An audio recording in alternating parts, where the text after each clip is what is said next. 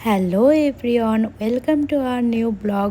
তো আজ আমার ননদ আমাকে খিচুড়ি করে খাওয়াবে, কারণ আমার আজকে প্রচণ্ড শরীর খারাপ। মানে কালকে হালকা হালকা জ্বর ছিল, আর তারপরে আজকে খুবই শরীর খারাপ। সারাদিন কিছু খাইনি, তাই জন্য আমি আজকে খিচুড়ি করছি ওর জন্য।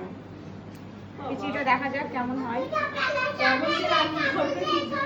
আর এদিকে দেখো, আমরা সবাই মিলে একটু রান্নাঘরে বসেছিলাম, আর তারপর আমার ছেলেকে দেখো কেমন দুষ্টুমি আরম্ভ করেছে। ও সারাক্ষণ এটা সেটা মানে ভাঙতেই থাকে, নিজের খেলনা নিয়ে কিন্তু একটুও খেলে না। ওর রান্না বান্না যেগুলো দিয়ে হয় সেগুলো ভাঙছে। আজকে আমি রান্না করছি না, তার কারণ আমার প্রচণ্ড শরীর খারাপ আজকে। মানে আবার ঘুরিয়ে ঠান্ডা লেগে গেছে। কিছুদিন আগে আমার ঠান্ডা লেগে গেছিলো, জ্বর হয়েছিল। আবার কালকে বিরিয়ানি খাওয়ার পর থেকে আমার কাল রাত থেকে প্রচণ্ড আবার জ্বর, সর্দি, কাশি, ঠান্ডা লেগে গেছে। সেখানে আজকে সামনে আমাকে খিচুড়ি করে খাওয়াচ্ছে। খিচুড়ি খেয়ে আবার কি হবে? জ্বর নাই আবার কি হবে? আর খিচুড়ি খেয়ে আবার যদি জ্বর চলে আসে, তাহলে ভাবো এই টুম্পা কোনো রান্না খাবারে কিছু মিশিয়েছে। হ্যাঁ, মানে গোলমাল আছে। জ্বর চলে আসে। কালকে বিরিয়ানি খেয়ে জ্বর হয়ে গেল, আজকে খিচুড়ি খেয়ে আবার জ্বর চলে গেল। তো তুইও খেয়েছিস বিরিয়ানি, তোর জ্বর হয়েছিল? তাহলে তোমার কেন হলো?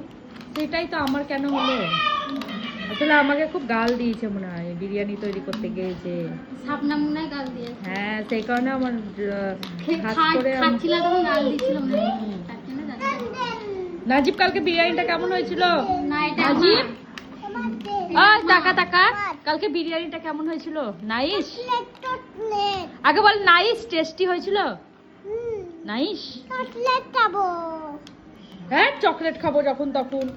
সত্য, আমি চকলেট দিব না খুলে। কি এটা আদা পেস্ট। আদা কি আছে? আদা জিরা। এটা খিচুড়িতে দিবা? হ্যাঁ। তো এদিকে দেখো খিচুড়িটা কিন্তু অর্ধেক হয়ে এসেছে। তো আমার ননদ কিন্তু খিচুড়ি করতে খুব ভালো পারে।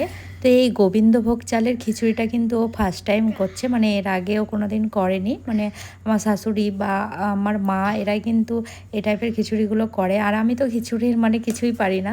তো আমার ননদ কিন্তু ভালোই পারে খিচুড়িটা রান্না করতে। তো আমি মাঝে মধ্যে বলি ওকে খিচুড়িটা রান্না করতে। তারপর দেখো খিচুড়ির মধ্যে মশলাটা দিয়ে দিল।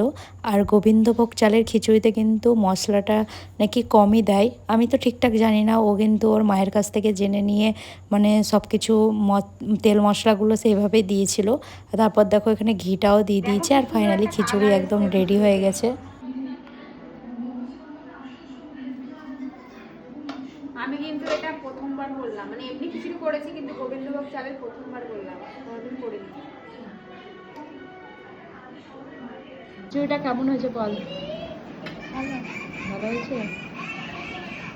বলো কেমন হয়েছে। তুমি তো বলবাই ভালো, যেহেতু তুমি রান্না করেছো, তাই না? আমি ভালোই করি, ভালোই হয়েছে। ভালো হয়েছে তো? আমি খেতে পারছি না, দুঃখের বিষয়, জ্বরের মধ্যে।